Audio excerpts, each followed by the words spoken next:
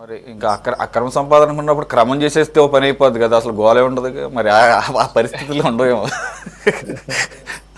ఆ, ఆ, చట్టాలు మార్చుకోవాలి ఇక ఆ రకంగా. చట్టాలు కదండి, పేపర్స్ వాళ్ళు మార్చుకుంటున్నారు. పేపర్స్ వాళ్ళు తయారు చేసుకుంటున్నారు, మార్చుకుంటున్నారు, ఫ్యాబ్రికేట్ చేసుకుంటున్నారు. ఇవన్నీ మామూలు. ఇక అంటే అటు జోలి మన పబ్లిక్ గా వెళ్దాం, మనకు అదే సార్, తెలియనప్పుడు. ఇప్పుడు అలా చేసినంతకాలం అక్రమంగానే ఉంటాయి. ఆ అక్రమాన్ని క్రమం చేయాలంటే ఇక ఆ, ఎక్కడి నుంచి వచ్చినా అక్కడికి వెళ్ళిపోవటం మొత్తం ఈ గోవ లేకుండా. ఆ, సార్ విజయభాస్కర్ గారు, సరే ఇప్పుడు మీరేం చెప్తారు? మీ పాత్ర ఏముంది దీంట్లో? ఒకవేళ ఏమన్నా ఉంటే మరి ఈ మధ్య కాలంలో అంటున్నా, ఈ మధ్య ఏముంది, ఎప్పుడైతే షర్మిలా గారు ఏపీలో అడుగుపెట్టారో రాజకీయంగా అప్పటి నుంచి కూడా ఆవిడ మీకు బీ టీం లాగానే పనిచేస్తున్నారు, పేరుకే కాంగ్రెస్ అంటున్నారు కాబట్టి మరి దీని వెనకాల కూడా మీరు ఏమన్నా చెయ్యేశారా పరోక్షంగా? ఐ మీన్ వారి ఇంటర్నల్కి సంబంధించిన వ్యవహారం లేదు. ఇప్పుడు మనం జోక్గా మాట్లాడుకున్నా కానీ అక్రమంగా వచ్చిన ఆస్తుల ప్రకారం, ఎందుకంటే ఆయన వన్ ఆఫ్ ది రీజన్ ఏంటంటే ఇప్పుడు ఒకటి ప్రేమ చచ్చిపోవటం, రెండు ఈడీ కేసులు ఉన్నాయి దాని మీద. అప్పుడు కూడా నేను ఇచ్చింది గిఫ్ట్ డీటెయిల్ ఏంటంటే ఇది ఈడీ ఉంది కాబట్టి, ఈడీ అటాచ్మెంట్ ఉంది కాబట్టి ఈ గోలంతా అయిపోయిన తర్వాత మీరు ఐ మీన్ అఫీషియల్గా మార్చుకోవచ్చు అనేది. ఇప్పుడు ఈ రకంగా గిఫ్ట్ డీటెయిల్ని వాటాల రూపంలో మార్చేసుకోవడం ద్వారా నాకు ఈడీ ద్వారా కూడా ఇబ్బంది అవుతుంది అని చెప్పేసి కూడా ఒక పాయింట్ లేవనెత్తుతున్నారు. మరి ఆ పాయింట్ అయినా స్టిక్ అని ఉండాలి, లేదంటే ప్రేమలు చచ్చిపోయినాయి, ఈ రెండు పరస్పర విరుద్ధం, లేదా రెండు కూడా కారణాలు అయితే అయ్యి ఉండొచ్చు. మరి ఈ అక్రమ ఆస్తులు ఈడీ అటాచ్మెంట్లు ఉన్నప్పుడు ఇవి ప్రభుత్వ ఆస్తులు లేకపోతే వాటికి కొన్ని ఉన్నాయి కదా, మరి ఆ వివాదాలలో ఏమన్నా సమస్య పోయేదటి చేస్తే సరే అసలు మన ఇద్దరికి సంబంధించింది కాదట, మన ఇద్దరికి రాదంట అని చెప్పేసి ఆ రకంగా కూడా పరిష్కారం అవుతుంది. ఆ రకంగా మీరు ఏమన్నా డైరెక్ట్గా ఇంటర్ఫీర్ అయ్యే అవకాశం ఉందా? లేదండి, ఇది తెలుగుదేశం పార్టీకి సంబంధం లేని విషయం మొట్టమొదటిది. రెండు, అదే అంతఃపుర రహస్యానికి సంబంధించింది, వైఎస్ ఫ్యామిలీ అంతఃపుర రహస్యం అది. మీరు అన్నట్టు అనేక చిక్కుల్లో ఆ కుటుంబ ఆస్తులు ఉన్నాయి. పైగా రాజశేఖర రెడ్డి గారు నాకు తెలిసి ఆయన ఏ వ్యాపారాలు చేయలేదు. వివేకానంద రెడ్డి గారు కానీ రాజశేఖర రెడ్డి గారు కానీ వారు ఏ వ్యాపారాలు చేయలేదు.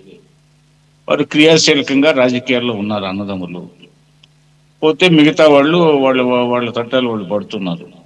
సరే, రాజశేఖర రెడ్డి గారు ముఖ్యమంత్రి అయిన తర్వాత ఇందాక గౌరవనీయ మిత్రులు అడ్వకేట్ వెంకటేశ్వరరావు గారు అన్నట్టు అసలు ఎనార్మస్ గా అసలుకి ఆస్తులు పెరిగిపోయాయి. ఇవి ఎలా పెరిగాయి ఏంటి? డైరెక్ట్ గా ఏమో వ్యాపారాలు కనపడడం లేదు. మరి ఈ ఆస్తులన్నీ ఎక్కడి నుంచి వచ్చాయి?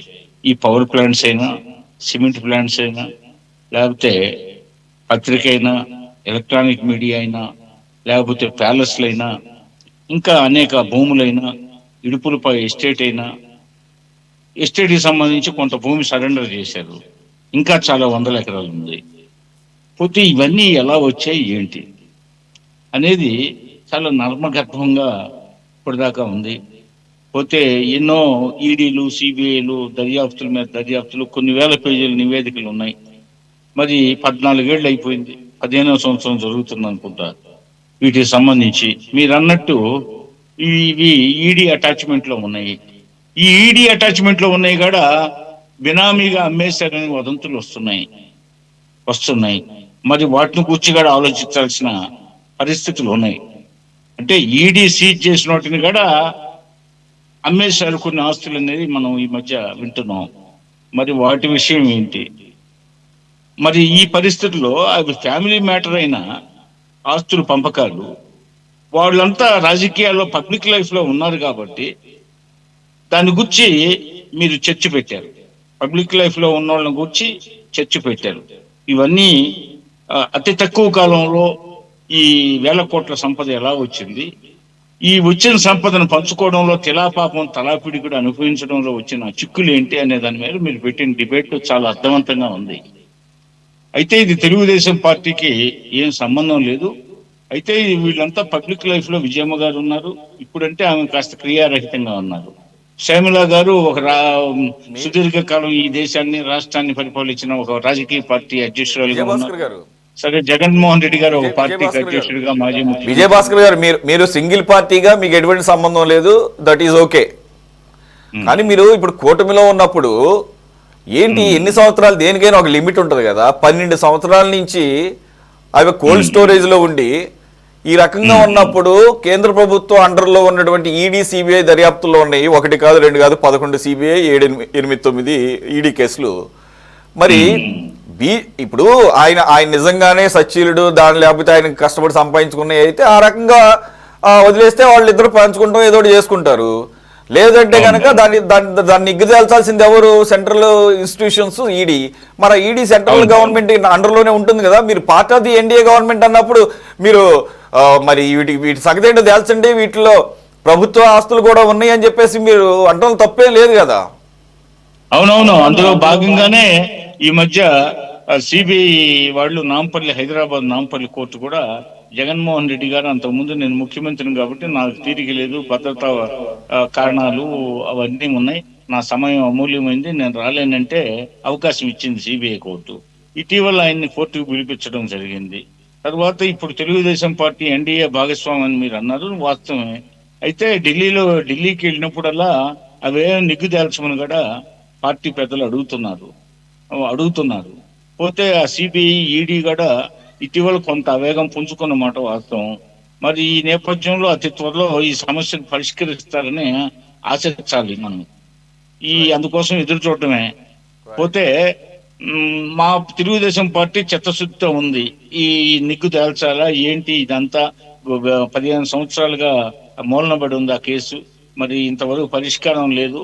పైగా న్యాయస్థానాల మీద, పోతే అత్యున్నత దర్యాప్తు సంస్థలైన ఈడీ సిబిఐల మీద కూడా, వాటి విశ్వసనీయత మీద కూడా కోట్లాది ప్రజల్లో విలువ కోల్పోయే పరిస్థితి ఆ రాజ్యాంగబద్ధమైన సంస్థలు, అదేవిధంగా అత్యున్నత న్యాయస్థానాలు కానీ సిబిఐ కోర్టులు కానీ ప్రజల్లో విలువ కోల్పోయిన తర్వాత ఇక ఆ ప్రజాస్వామ్యం అపహాస్యం అవుతుంది అనే ధోరణిలో మా పార్టీ ఉంది. పోతే ఎన్డీఏ భాగస్వామిగా మేము దాని విషయంలో కీలకంగా పోతే ఢిల్లీ వెళ్ళినప్పుడల్లా గుర్తు చేయడం, దాని మీద ఒత్తిడి తీసుకురావడం జరుగుతూ ఉంది. అయితే మేము న్యాయస్థానాలను ఆదేశించలేం కాబట్టి ఓన్లీ సిబిఐ ఈడీని కోరుతున్నాం. మరి ఆ సిబిఐ వాళ్ళు ఈడీ వాళ్ళు ఇటీవల కొంత చురుగ్గా కనిపిస్తున్నారు. భవిష్యత్తులో ఇంకా మీరు చురుగ్గా వ్యవహరించి తాడోపేడో తేల్చేసేయండి అని చెప్పేసి తెలుగుదేశం పార్టీ కోరుకుంటుంది. మేము వాటిని తేల్చలేకపోయాం. వాటికి పురోగతి మేము కల్పించాల్సిన ధర్మం మా మీద ఉంది. అదేవిధంగా మేము ఎన్నికల్లో కూడా ప్రచార సభల్లో వీటన్నిటిని మేము తెలుస్తామని చెప్పడం జరిగింది.